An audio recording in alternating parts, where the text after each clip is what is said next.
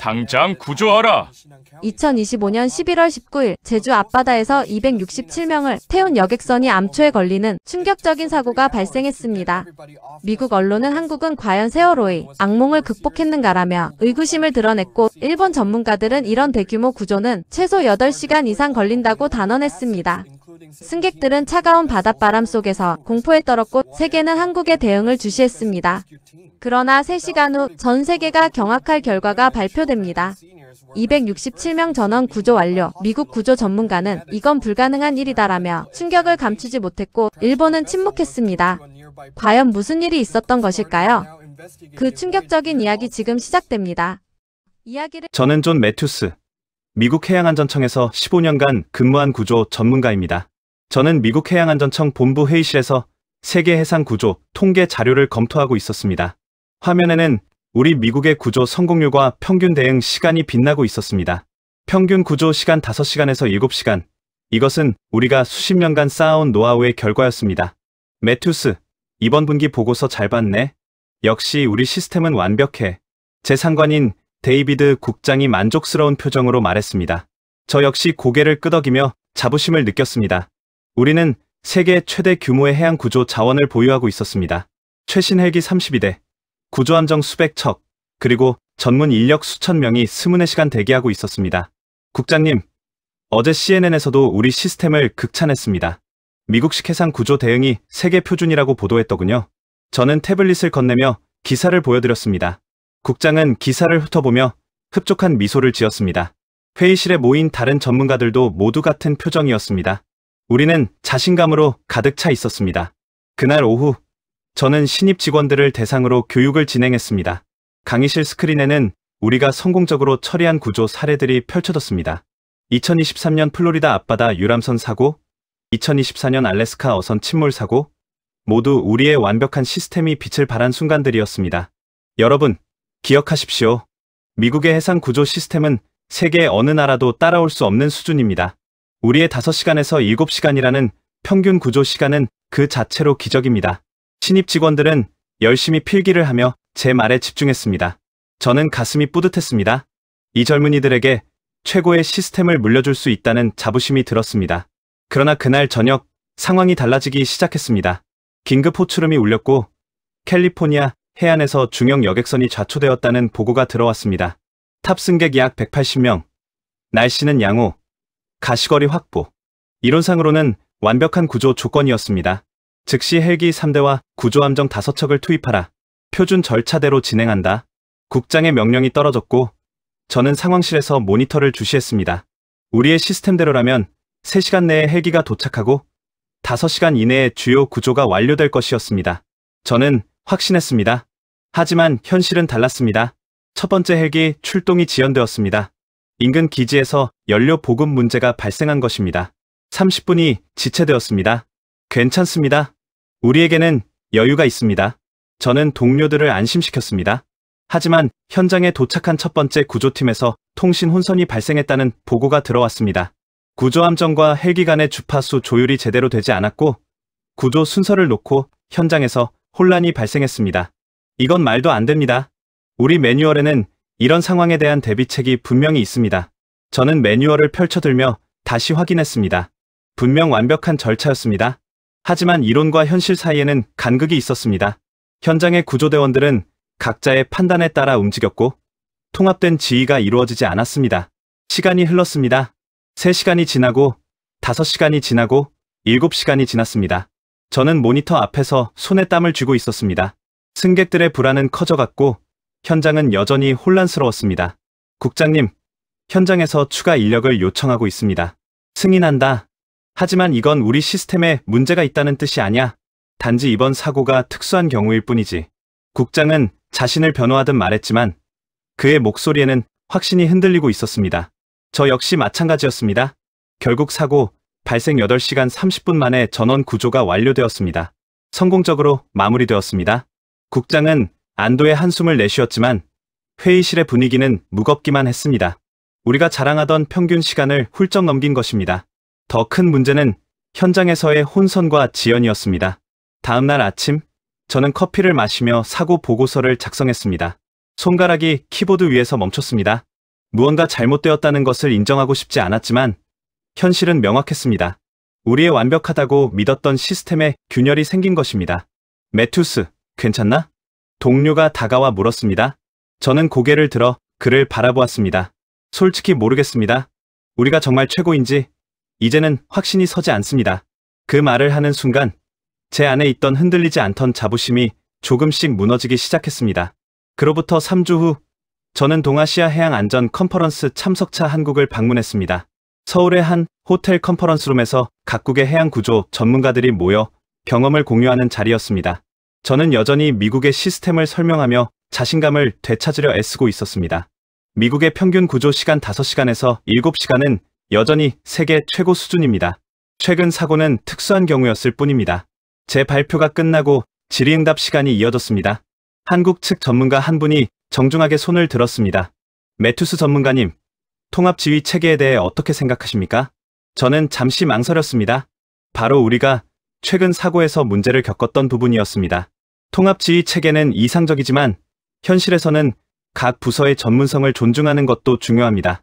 제 대답은 변명처럼 들렸습니다. 한국 전문가는 더 이상 묻지 않았지만 그의 눈빛에서 무언가 말하고 싶은 것을 참고 있다는 느낌을 받았습니다. 컨퍼런스가 끝나고 저는 호텔방에서 쉬고 있었습니다. 2025년 11월 19일 오후 4시 30분 제 휴대폰에 긴급 뉴스 알림이 울렸습니다. 속보, 제주에서 목포로 향하던 여객선 퀸제누비아요 좌초, 승객 267명 구조 작전 진행 중. 저는 벌떡 일어나 텔레비전을 켰습니다. 한국 뉴스 채널에서는 생중계가 시작되고 있었습니다. 제주에서 목포로 향하던 여객선이 신안군 장산면 인근 암초에 걸렸다는 것이었습니다. 승객 267명. 저는 숨이 막혔습니다. 267명이라니 3주 전 우리가 180명을 구조하는데 8시간 30분이 걸렸습니다. 한국은 과연 이 상황을 어떻게 처리할까? 저는 손을 떨며 화면을 응시했습니다. 과거의 트라우마가 되살아났습니다. 우리의 실패, 그 혼란스러웠던 현장이 머릿속을 스쳐 지나갔습니다. 과연 한국이 이런 상황에서 제대로 구조할 수 있을까? 저는 중얼거리며 침대 가장자리에 앉았습니다. 화면에는 사고 해역의 항공 영상이 보이고 있었습니다. 암초에 걸린 여객선이 기울어진 채 파도에 흔들리고 있었습니다. 날씨는 그나마 다행이었습니다. 파고가 높지 않았고 시야도 확보되어 있었습니다. 뉴스 앵커의 목소리가 긴장감 있게 이어졌습니다. 현재 해양경찰과 소방당국이 총력 대응에 나섰습니다. 승객들은 구명조끼를 착용하고 선내에서 대기 중입니다. 저는 휴대폰을 들어 미국 본부의 동료들에게 메시지를 보냈습니다. 한국에서 대규모 여객선 사고 발생, 267명 탑승, 상황 주시 중. 곧 답장이 왔습니다. 267명이면 최소 10시간은 걸릴 거야. 한국이 과연 해낼 수 있을까? 저는 화면에서 눈을 떼지 못했습니다. 뉴스는 승객들의 가족 인터뷰를 보도하기 시작했습니다. 한 중년 여성이 눈물을 흘리며 말했습니다. 제 남편이 배에 타고 있어요. 제발 무사히 구조되길 바랍니다. 그 모습을 보며 저는 가슴이 먹먹해졌습니다. 저 역시 구조 전문가로서 매번 현장에서 느끼는 압박감을 알고 있었습니다. 한 사람 한 사람이 누군가의 가족이고 그들의 생명이 구조팀의 손에 달려있다는 것을요. 화면이 바뀌어 선내 상황이 보도되었습니다. 승객들이 구명조끼를 착용한 채 서로를 격려하고 있었습니다. 한 노인이 옆 사람의 손을 잡으며 말했습니다. 괜찮아요. 우리 해경이 곧 올 거예요.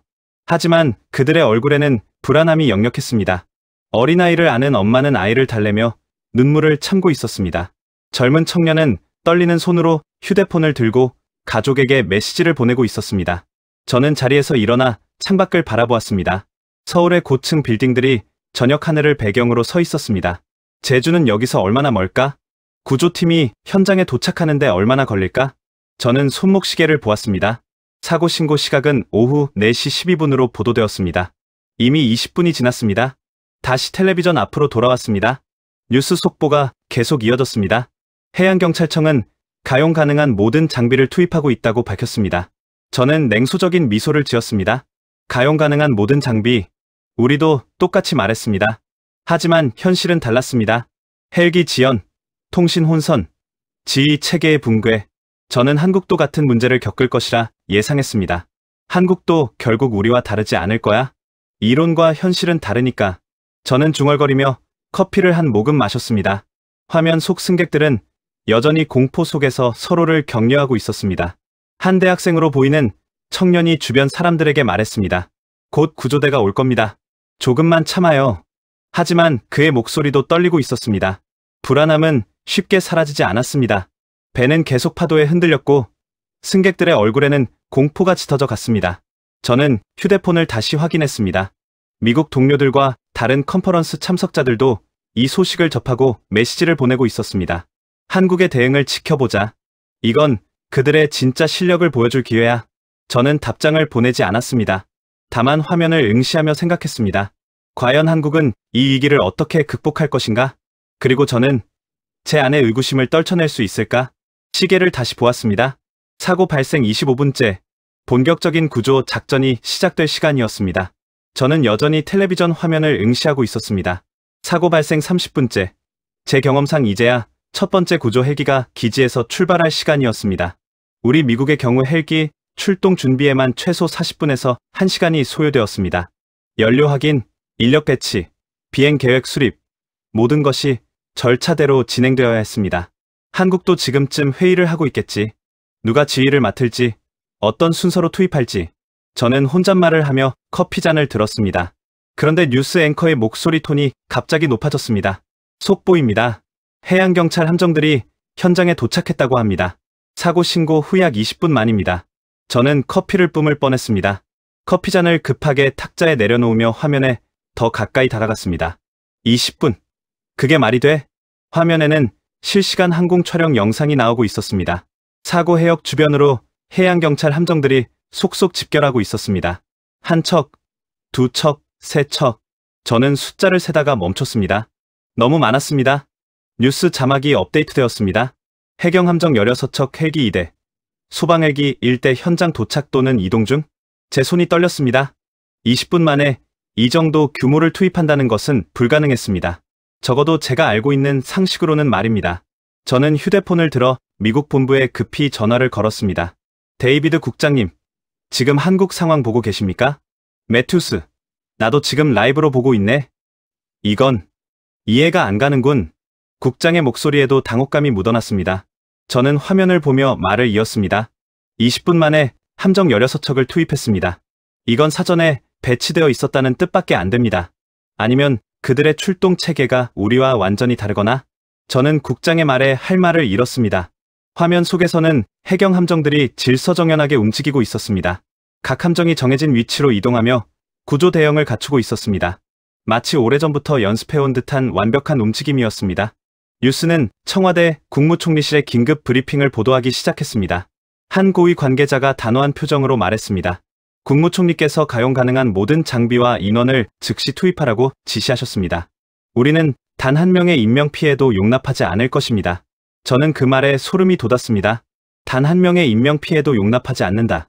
이것은 단순한 구호가 아니었습니다. 현장의 움직임이 그것을 증명하고 있었습니다. 화면이 다시 현장으로 전환되었습니다. 해경함정에서 구조대원들이 신속하게 움직이고 있었습니다. 그들은 구조 장비를 점검하고 통신을 확인하며 승객들과 교신을 시도하고 있었습니다. 모든 것이 동시다발적으로 진행되었지만 혼란은 없었습니다. 현장 지휘본부가 설치되었습니다. 뉴스 앵커의 말과 함께 화면에 지휘 함정의 모습이 나왔습니다. 함정 내부에서 여러 명의 지휘관들이 모니터를 보며 지시를 내리고 있었습니다. 한 지휘관이 무전기를 들고 말했습니다. 한 번 함정은 선수 방향 배치, 두 번 함정은 선미 방향, 세 번 함정은 측면 대기, 헬기는 상공에서 전체 상황 모니터링, 소리보다 빠른 지휘 체계. 저는 그 광경을 보며 어리둥절했습니다.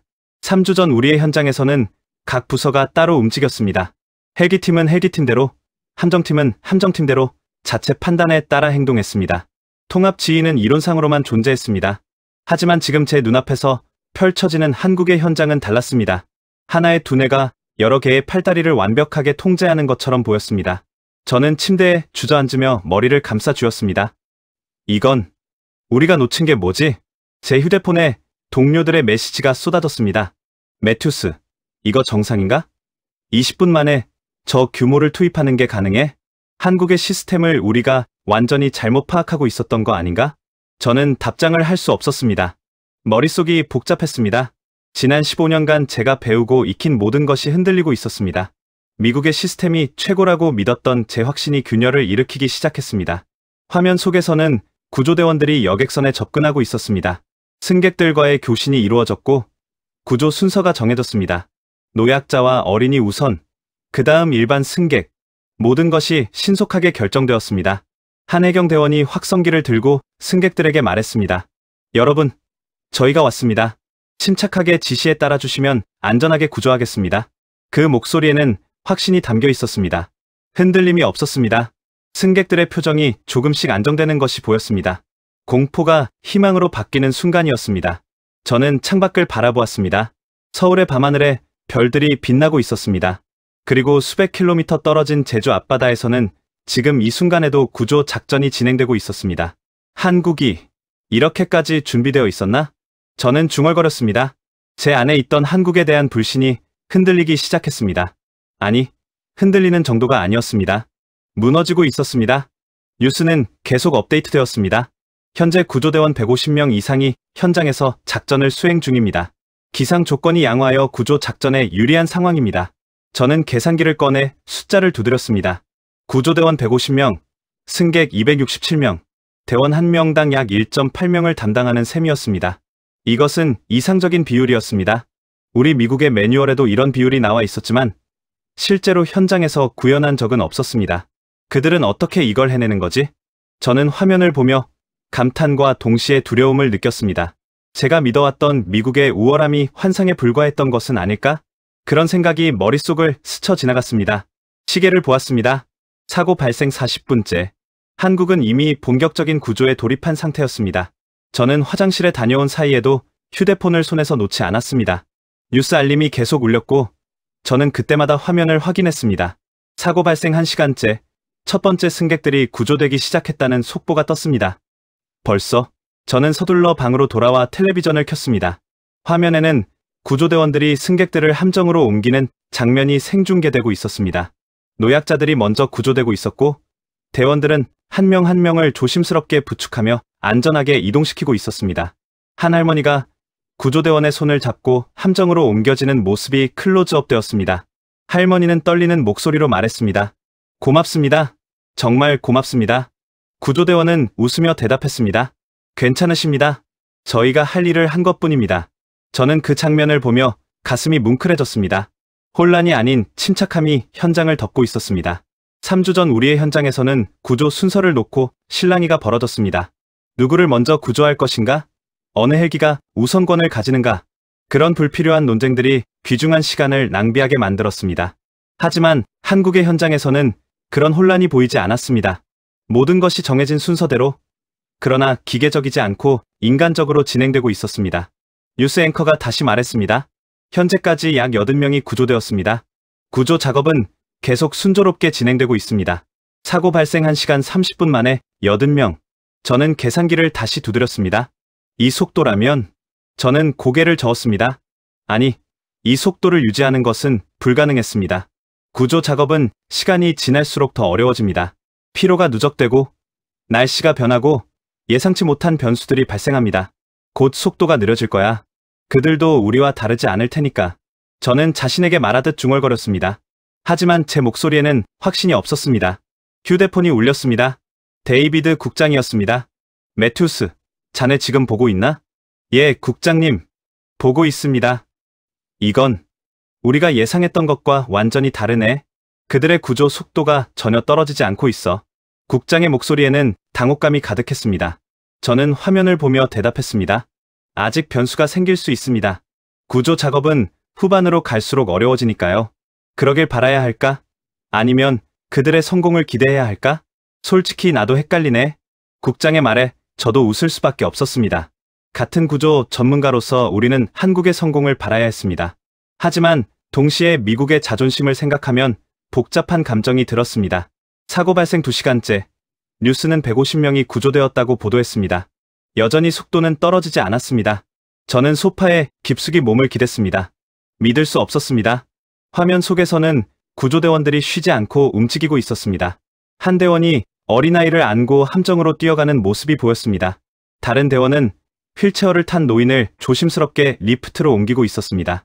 모든 움직임이 훈련된 전문가의 그것이었습니다. 지휘본부에서는 계속해서 상황이 업데이트되고 있었습니다. 한 지휘관이 무전기를 통해 말했습니다. 5번 함정, 다음 그룹 준비. 6번 함정, 대기 위치로 이동. 헬기는 후송 준비. 모든 지시가 명확했고 현장의 대응도 즉각적이었습니다. 저는 이것이 바로 진정한 통합 지휘 체계라는 것을 깨달았습니다. 이론이 아닌 실전에서 작동하는 시스템이었습니다. 사고 발생 2시간 30분째, 승객 200명이 구조되었다는 소식이 전해졌습니다. 이제 67명이 남았습니다. 저는 시계를 보았습니다.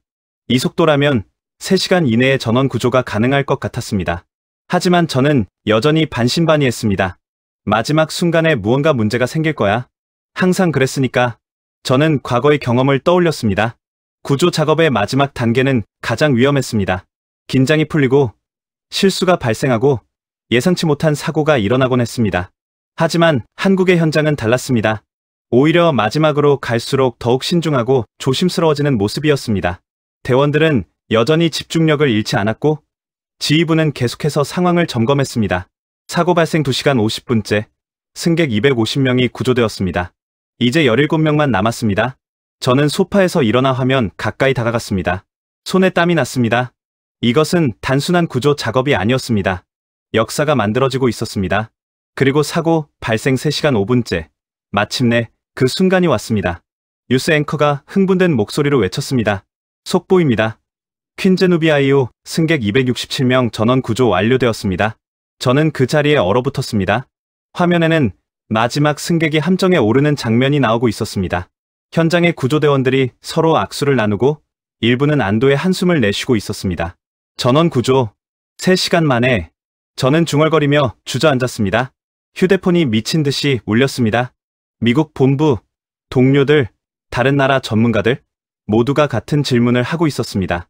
이게 가능한 일인가? 저는 화면을 보며 대답했습니다.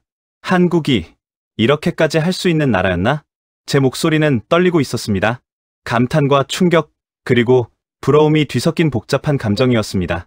15년간 제가 쌓아온 모든 지식과 경험이 한순간에 무너지는 느낌이었습니다. 뉴스는 계속 이어졌습니다.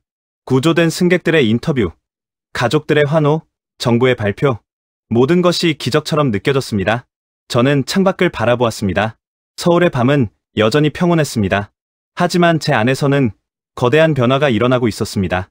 미국이 최고라는 믿음이 산산이 부서지고 있었습니다. 저는 호텔방 소파에 멍하니 앉아 있었습니다. 텔레비전에서는 여전히 구조 성공 소식이 반복되고 있었고 제 휴대폰은 쉴 새 없이 울렸습니다. 하지만 저는 그 어떤 것에도 반응할 수 없었습니다. 3시간. 단 3시간 만에 267명 전원 구조. 이 숫자가 계속 머릿속을 맴돌았습니다. 휴대폰 화면을 열자 미국 언론들의 속보가 쏟아지고 있었습니다. CNN, 폭스뉴스, MSNBC, 모든 주요 방송사들이 한국의 구조 작전을 톱뉴스로 다루고 있었습니다. 저는 떨리는 손으로 CNN 기사를 클릭했습니다. 한국, 3시간 만에 267명 전원 구조. 미국은 왜 8시간이 걸렸나? 제목만 봐도 가슴이 철렁 내려앉았습니다.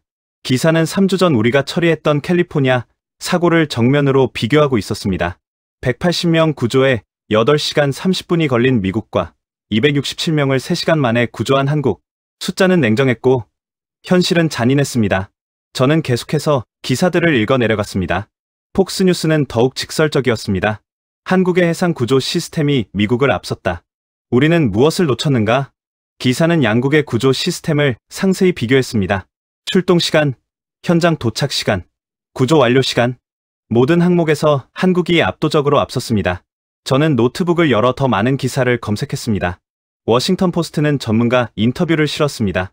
해양안전 분야의 권위자인 로버트 존슨 교수가 말했습니다. 한국의 통합지휘 체계는 우리가 배워야 할 수준입니다. 그들은 이론이 아닌 실전에서 작동하는 시스템을 구축했습니다. 저는 화면을 보며 한숨을 내쉬었습니다. 바로 제가 컨퍼런스에서 한국 전문가에게 들었던 질문이었습니다. 통합지휘 체계. 저는 그때 그것을 이상론으로 치부했습니다. 하지만 한국은 그것을 현실로 만들어냈습니다. 휴대폰이 울렸습니다. 데이비드 국장이었습니다. 매튜스, 지금 본부가 난리야. 상원의원들이 청문회를 요구하고 있어. 청문회요? 한국과의 비교 기사들이 쏟아지면서 우리 시스템에 대한 의문이 제기되고 있네. 왜 우리는 8시간이 걸렸는지, 예산은 제대로 사용되고 있는지, 국장의 목소리는 지쳐 있었습니다.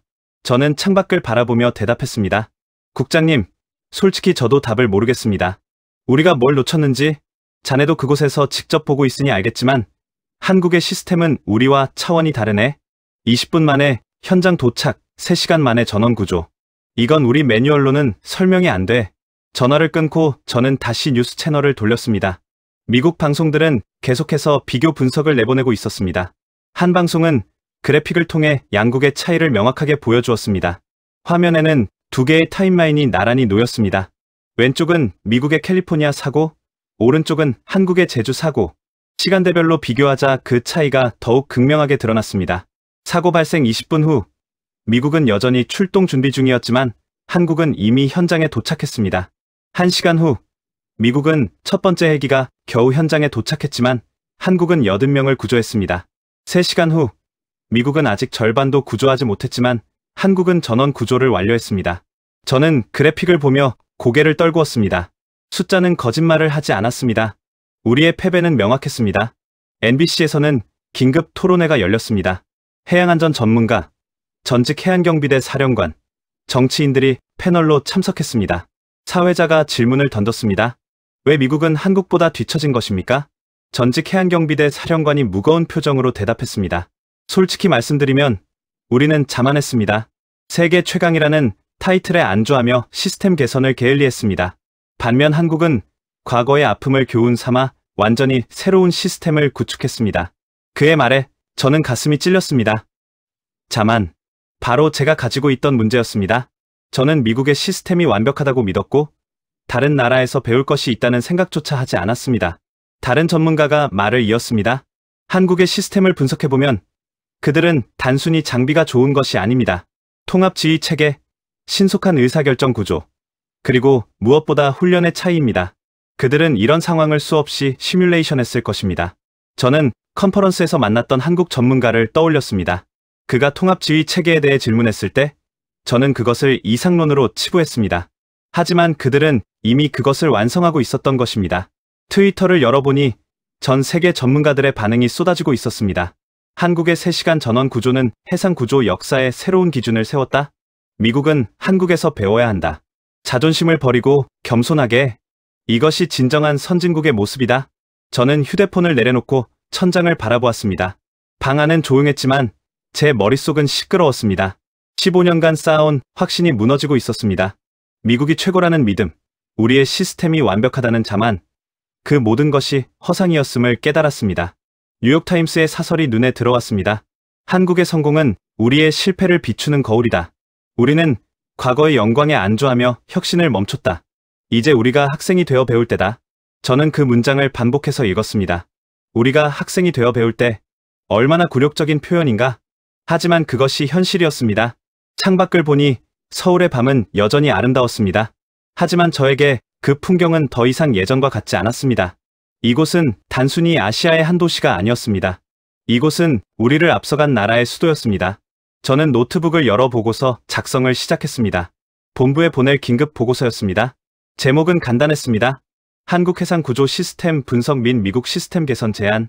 키보드를 두드리는 제 손가락이 떨렸습니다. 이 보고서는 단순한 분석이 아니었습니다. 이것은 미국의 패배를 인정하는 문서였습니다. 다음 날 아침, 저는 컨퍼런스 참석자들과 함께 특별히 마련된 브리핑에 참석했습니다. 한국해양경찰청에서 어제의 구조 작전에 대한 설명회를 연다는 소식을 들었을 때 저는 망설임 없이 참석을 신청했습니다. 직접 듣고 싶었습니다. 그들이 어떻게 그 기적을 만들어냈는지를요. 브리핑룸에는 각국의 해양안전 전문가들이 모여 있었습니다. 일본, 중국, 독일, 프랑스 모두가 같은 표정을 하고 있었습니다. 경이로움과 부러움이 섞인 표정이었습니다. 한국해양경찰청의 김 본부장이 단상에 올랐습니다. 그는 침착한 목소리로 어제의 상황을 설명하기 시작했습니다. 어제 오후 4시 12분, 저희는 신고를 접수했습니다. 18분 후인 4시 30분, 첫 번째 함정이 현장에 도착했습니다. 그의 설명은 담담했지만 그 내용은 충격적이었습니다. 저는 손을 들어 질문했습니다. 18분 만에 어떻게 현장에 도착할 수 있었습니까? 김 본부장이 저를 바라보며 미소 지었습니다. 저희는 주요 항로 주변에 함정을 사전 배치하고 있습니다. 또한 신고 접수와 동시에 출동 명령이 자동으로 전달되는 시스템을 운영하고 있습니다. 저는 고개를 끄덕였습니다. 사전 배치와 자동화 시스템. 우리 미국도 이론상으로는 가지고 있는 개념이었지만 실제로 구현하지는 못했습니다. 예산 문제, 인력 문제, 관료주의적 장벽, 수많은 이유들이 우리를 가로막았습니다. 브리핑이 계속되면서 김 본부장은 구조 과정을 상세히 설명했습니다. 그리고 그는 특별한 영상 하나를 보여주었습니다. 구조 현장에서 촬영된 블랙박스 영상이었습니다. 화면에는 한 노약자 승객이 구조대원에게 옮겨지는 장면이 나왔습니다. 70대로 보이는 할머니였는데 공포로 온몸을 떨고 있었습니다. 배가 흔들릴 때마다 할머니는 비명을 질렀고 눈물을 흘렸습니다. 그때 한 구조대원이 할머니에게 다가갔습니다. 그는 헬멧을 벗어 옆에 두고 할머니의 손을 꼭 잡았습니다. 영상에서 그의 목소리가 들렸습니다. 할머니, 괜찮으세요? 제가 여기 있어요. 할머니, 손 놓지 않을게요. 할머니는 여전히 떨고 있었습니다. 구조대원은 계속해서 할머니의 손을 잡고 말했습니다. 곧 끝납니다. 한국은 당신을 버리지 않아요. 제가 책임지고 안전하게 모셔드릴게요. 그 말을 들은 순간 할머니의 표정이 조금씩 변하기 시작했습니다. 공포가 안도로 바뀌었습니다.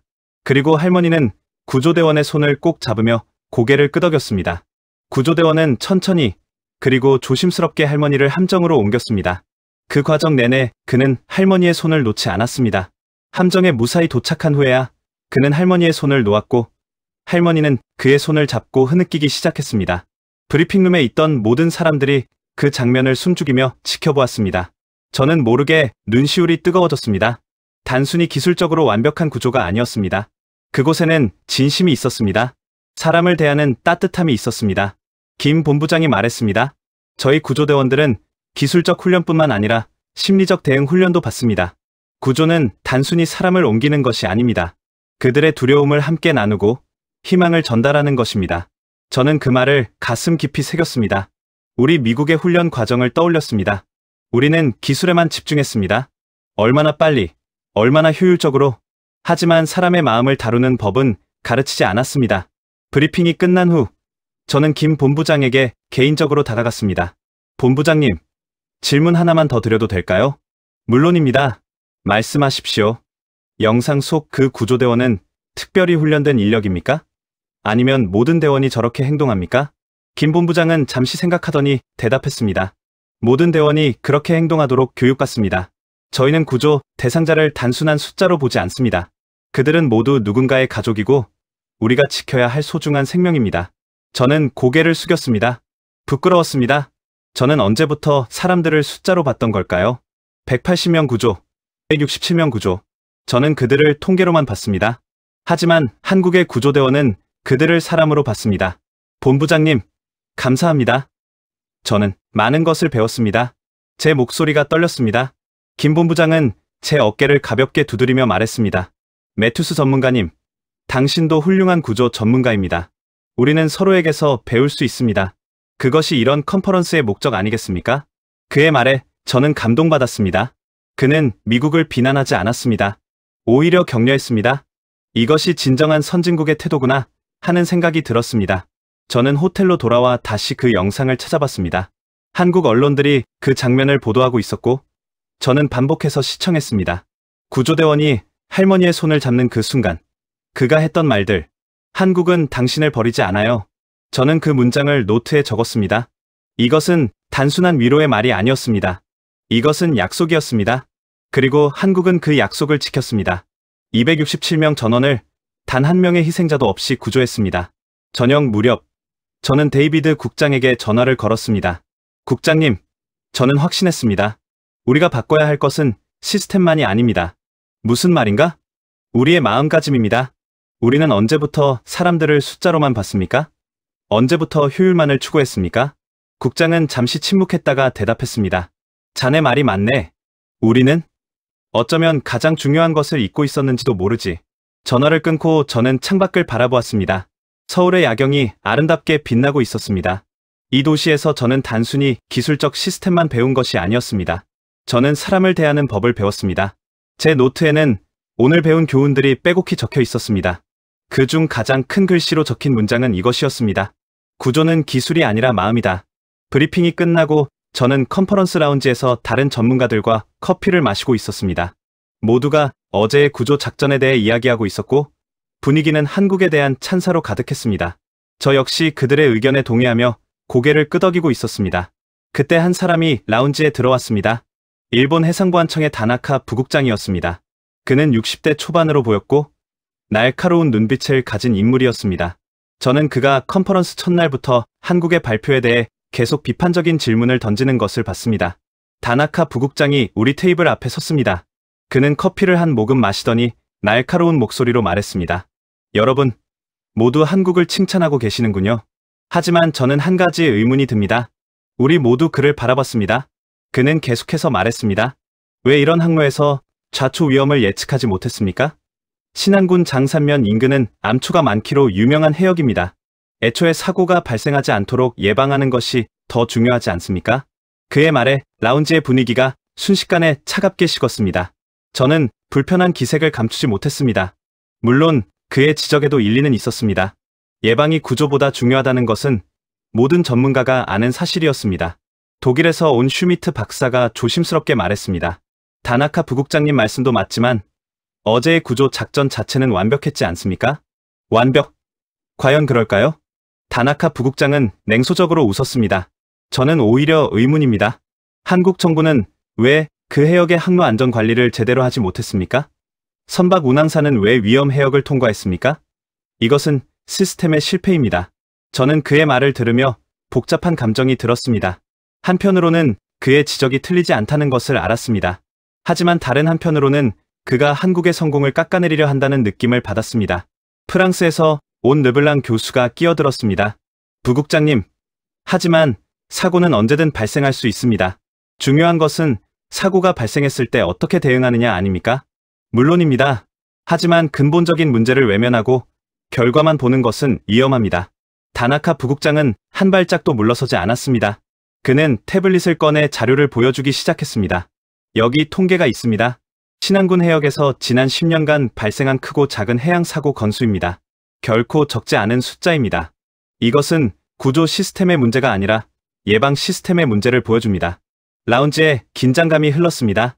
저는 손에 땀이 나는 것을 느꼈습니다. 다나카 부국장의 지적은 날카로웠고 논리적이었습니다. 하지만 동시에 그것은 한국의 성공을 폄하하는 것처럼 들렸습니다. 중국에서 온왕 국장이 불편한 표정으로 말했습니다. 다나카 부국장님, 지금 우리가 논의해야 할 것은 예방이 아니라 대응 시스템 아닙니까? 한국이 보여준 구조 능력은 분명 배울 점이 많습니다. 저는 그것을 부정하지 않습니다. 다만 책임, 소재를 명확히 해야 한다는 것입니다. 선박회사는? 항로관리 당국은? 그들의 책임은 어디로 갔습니까? 다나카 부국장의 목소리가 높아졌습니다. 저는 그가 왜 이렇게까지 집요하게 물고 늘어지는지 이해할 수 없었습니다. 혹시 일본과 한국 사이의 감정적 문제가 개입된 것은 아닐까 하는 의심이 들었습니다. 저는 더 이상 참을 수 없어 입을 열었습니다. 다나카 부국장님, 존경하는 마음으로 말씀드립니다. 물론 예방이 중요합니다. 하지만 어제 한국이 보여준 것은 단순한 구조 작전이 아니었습니다. 그것은 시스템의 완성도였습니다. 다나카 부국장이 저를 날카롭게 바라봤습니다. 매튜스 전문가님, 미국도 3주 전에 실패하지 않았습니까?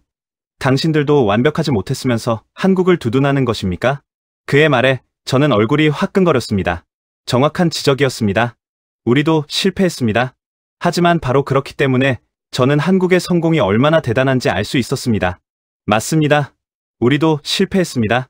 바로 그렇기 때문에 저는 한국에서 배워야 한다고 생각합니다. 제 목소리는 떨렸지만 확고했습니다. 다나카 부국장은 저를 한동안 노려보다가 한숨을 쉬었습니다. 여러분은 결과만 보고 계십니다. 하지만 저는 과정을 봅니다. 왜 사고가 발생했는지, 누가 책임져야 하는지. 그때 라운지 입구에서 목소리가 들렸습니다. 김 본부장이었습니다. 그는 우리의 대화를 듣고 있었던 것 같았습니다. 그가 다가와 차분한 목소리로 말했습니다. 다나카 부국장님, 좋은 지적 감사합니다. 모두가 놀란 표정으로 김 본부장을 바라봤습니다. 그는 미소를 지으며 계속했습니다. 부국장님 말씀이 맞습니다. 예방이 가장 중요합니다. 그래서 저희는 지금 이 순간에도 그 해역의 안전관리 시스템을 점검하고 있습니다. 선박회사와 항로관리 당국의 책임도 명확히 규명할 것입니다. 다나카 부국장의 표정이 조금 누그러졌습니다. 하지만 김 본부장이 손을 들어 그를 제지했습니다. 하지만 어제 우리가 집중한 것은 오직 하나였습니다. 267명의 생명을 구하는 것. 책임 소재는 나중에 따질 수 있습니다. 하지만 생명은 단 한순간도 기다려주지 않습니다. 라운지에 침묵이 흘렀습니다. 김 본부장의 말은 명확했고 설득력이 있었습니다. 그가 다시 말을 이었습니다. 다나카 부국장님, 저희는 완벽하지 않습니다. 개선해야 할 점이 많습니다. 하지만 어제 저희가 증명한 것은 위기의 순간에 우리가 무엇을 할 수 있는가였습니다. 그것만큼은 자신 있게 말씀드릴 수 있습니다. 다나카 부국장은 잠시 침묵했다가 고개를 숙였습니다. 죄송합니다. 제가 너무 앞서 나갔습니다. 김 본부장은 그의 어깨를 가볍게 두드렸습니다. 아닙니다. 부국장님의 지적은 저희에게 도움이 됩니다. 저희는 항상 배우고 개선해야 합니다. 저는 그 장면을 보며 다시 한번 감동받았습니다. 김 본부장은 비판을 받아들이면서도 핵심을 놓치지 않았습니다. 그리고 그는 상대방의 자존심을 지켜주는 여유까지 보여줬습니다. 라운지의 분위기가 다시 부드러워졌습니다. 저는 커피를 한 모금 마시며 생각했습니다. 오늘 저는 또 하나를 배웠습니다. 비판을 대하는 법, 그리고 본질을 지키는 법을요. 컨퍼런스 마지막 날, 저는 호텔방에서 미국으로 돌아갈 짐을 정리하고 있었습니다. 가방 속에는 이번 한국 방문에서 얻은 수많은 자료들이 들어 있었습니다. 브리핑 자료, 통계 보고서, 그리고 제가 직접 작성한 메모들. 하지만 그 어떤 자료보다 소중한 것은 제 마음속에 새겨진 깨달음이었습니다. 오후에 예정된 특별 세션이 있었습니다. 퀸즈누비아이오 구조 작전에 대한 최종 평가 세션이었습니다. 저는 서둘러 짐을 정리하고 컨퍼런스 홀로 향했습니다. 홀에는 세계 각국의 해양 안전 전문가들이 빼곡히 앉아 있었습니다. 무대 위에는 패널들이 자리를 잡고 있었고 저 역시 미국 대표로 패널 중 한 명으로 초청받았습니다. 제 옆에는 다나카 부국장도 앉아 있었습니다. 그는 어제와는 달리 부드러운 표정이었습니다. 사회자가 마이크를 들고 말했습니다. 오늘은 퀸즈누비아이오 구조 작전에 대한 국제 전문가들의 평가를 듣는 시간입니다. 먼저 미국 해양안전청의 존 매튜스 전문가님께 말씀을 듣겠습니다. 저는 심호흡을 하고 마이크를 잡았습니다. 객석에는 수백 명의 전문가들이 저를 바라보고 있었습니다. 그리고 뒤편에는 한국 언론사 카메라들이 보였습니다. 제 말은 실시간으로 전 세계에 중계될 것이었습니다. 여러분, 저는 지난 15년간 미국 해양안전청에서 근무하며 수십 건의 해상 구조 작전을 경험했습니다. 제 목소리가 홀에 울려 퍼졌습니다. 그동안 저는 미국의 시스템이 세계 최고라고 믿어 의심치 않았습니다. 우리의 평균 구조 시간 5시간에서 7시간은 자랑스러운 기록이었고 그것을 넘어서는 나라는 없을 것이라 확신했습니다. 저는 잠시 말을 멈추고 객석을 둘러봤습니다. 하지만 한국은 그 확신을 산산이 부쉈습니다. 3시간. 단 3시간 만에 267명 전원을 구조했습니다. 이것은 단순한 기록, 경신이 아닙니다. 제 목소리가 떨렸습니다. 한국의 대응은 선진국 기준을 넘어섰습니다. 20분 만에 현장 도착, 완벽한 통합 지휘 체계, 그리고 무엇보다 사람을 대하는 따뜻한 마음. 이 모든 것이 결합되어 기적을 만들어냈습니다. 객석에서 박수가 터져 나왔습니다. 저는 박수가 잦아들기를 기다렸다가 계속 말했습니다. 미국도 이 방식을 배워야 합니다. 제 말에 객석이 술렁였습니다. 미국 대표가 공개적으로 다른 나라에게 배워야 한다고 말하는 것은 이례적인 일이었습니다. 자존심을 버리고 겸손하게 배워야 합니다. 한국이 보여준 것은 단순한 기술이 아닙니다. 그것은 국민의 생명을 최우선으로 여기는 철학입니다. 그 철학이 시스템으로 구현되었고 현장에서 작동했습니다. 저는 김 본부장을 바라보며 말했습니다. 한국은 단순히 사람을 구한 것이 아닙니다. 세계가 인정하는 해상 구조 표준을 보여준 것입니다. 이제 이 표준은 모든 나라가 추구해야 할 목표가 되어야 합니다. 저는 자리에 앉았고 객석에서는 기립 박수가 터져 나왔습니다. 제 눈시울이 뜨거워졌습니다. 이것은 단순히 한국에 대한 찬사가 아니었습니다. 이것은 미국의 각성이었고 저 자신의 변화였습니다. 다음으로 다나카 부국장이 마이크를 잡았습니다. 그는 잠시 망설이다가 입을 열었습니다. 저는 어제 한국의 예방 시스템에 대해 비판적인 의견을 제시했습니다. 객석이 조용해졌습니다. 하지만 김 본부장님의 말씀을 듣고 깨달았습니다. 위기의 순간에는 오직 생명 구조에 집중해야 한다는 것을, 한국은 그것을 완벽하게 해냈습니다. 그가 고개를 숙였습니다. 일본도 한국에게 배워야 합니다. 이 정도 속도로 전원 구조한 나라의 비판은 사치입니다. 오히려 존경과 배움의 자세로 접근해야 합니다. 다나카 부국장의 고백에 객석에서 다시 박수가 터져 나왔습니다. 저는 그가 자신의 자존심을 내려놓는 모습을 보며 존경심을 느꼈습니다. 세션이 끝난 후 한국 언론들이 저를 인터뷰하기 위해 몰려들었습니다. 한 기자가 질문했습니다. 매튜스 전문가님, 미국이 한국에게 구체적으로 무엇을 배워야 한다고 생각하십니까? 저는 잠시 생각한 후 대답했습니다. 3가지입니다. 첫째, 통합 지휘 체계입니다. 모든 부서가 하나의 두뇌처럼 움직이는 시스템. 둘째, 신속한 의사결정 구조입니다. 관료주의를 최소화하고 현장 중심으로 판단하는 것. 셋째, 그리고 가장 중요한 것은 사람을 대하는 마음입니다. 제 목소리에 힘이 실렸습니다. 한국의 구조대원이 할머니의 손을 잡고 한국은 당신을 버리지 않는다고 말한 그 장면. 그것이야말로 우리가 배워야 할 가장 큰 교훈입니다. 다른 기자가 물었습니다. 앞으로 미국의 시스템이 어떻게 변화할 것으로 예상하십니까? 저는 본부에 돌아가는 즉시 한국 시스템 도입을 위한 제안서를 제출할 것입니다. 물론 쉽지 않을 것입니다. 예산 문제, 조직 개편, 기존 관행의 저항, 많은 장애물이 있을 것입니다. 저는 카메라를 똑바로 바라보며 말했습니다. 하지만 변화는 필수입니다. 한국이 증명했듯이 더 나은 시스템은 가능합니다. 더 많은 생명을 구할 수 있습니다. 우리에게는 변화할 의무가 있습니다. 인터뷰가 끝나고 저는 김 본부장을 찾아갔습니다. 그는 복도에서 다른 전문가들과 이야기를 나누고 있었습니다. 제가 다가가자 그는 미소를 지으며 손을 내밀었습니다. 매튜스 전문가님, 오늘 발표 감동적이었습니다. 아닙니다. 저는 제 진심을 말했을 뿐입니다. 저는 그의 손을 잡으며 말했습니다. 본부장님, 감사합니다. 이번 방문에서 저는 단순히 기술을 배운 것이 아니라 철학을 배웠습니다. 과찬이십니다. 저희도 아직 부족한 점이 많습니다. 아닙니다. 저는 단호하게 말했습니다. 한국은 이미 세계 최고입니다. 그리고 저는 미국으로 돌아가 그것을 증언할 것입니다. 그날 저녁, 저는 인천공항으로 가는 차 안에서 서울의 야경을 바라봤습니다. 불과 일주일 전만 해도 저에게 서울은 그저 아시아의 한 도시였습니다. 하지만 지금은 달랐습니다. 이곳은 제게 새로운 눈을 열어준 곳이었습니다. 비행기가 이륙하고 저는 창밖으로 점점 작아지는 서울의 불빛을 바라봤습니다. 제 가슴 속에는 결심이 단단하게 자리 잡고 있었습니다. 미국을 바꾸겠다는 결심, 한국에게 배운 것들을 미국에 심겠다는 결심. 노트북을 열어보고서 작성을 시작했습니다. 제목은 이렇게 정했습니다. 한국 해상 구조 시스템 분석 및 미국 시스템 전면 개편 제안서.